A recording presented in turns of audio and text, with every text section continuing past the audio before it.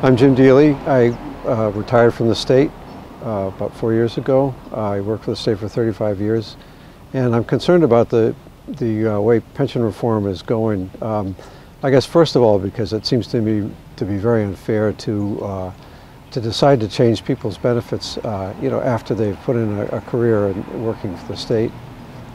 When I first worked for the state, I went to work in 1971. My salary was a little bit less than $7,000 a year, and a big incentive, besides giving me a chance to help people, which is what I wanted to do, was that I would have pension benefits. And essentially that was part of the deal when I signed on. So to go back 35 years later and say, well, we're changing the conditions of your employment after the fact, seems to me to be fundamentally unfair. I feel fortunate that I had a good job with the state, and I have a good pension.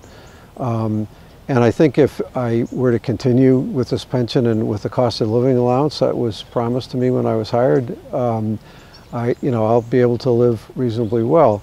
On the other hand, if the COLA goes away, as it's being proposed, and inflation rises, as it always does, in 10 or 15 or 20 years, I'm going to be in bad shape.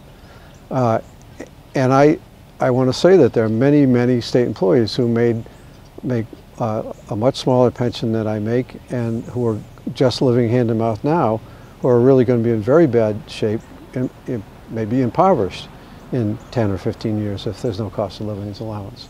All state employees are not the same person, and you typically you'll have one or two examples, and that's supposed to be all state employees. Well, you have retirees who are senior administrators, and you have people who were janitors. There's a huge difference in what they need from a pension, and so I think all those things have to be considered. People's actual needs have to be considered, not just this abstract problem of this pension, and not in this, we need to do something in the next 6 months or the world's going to come to an end.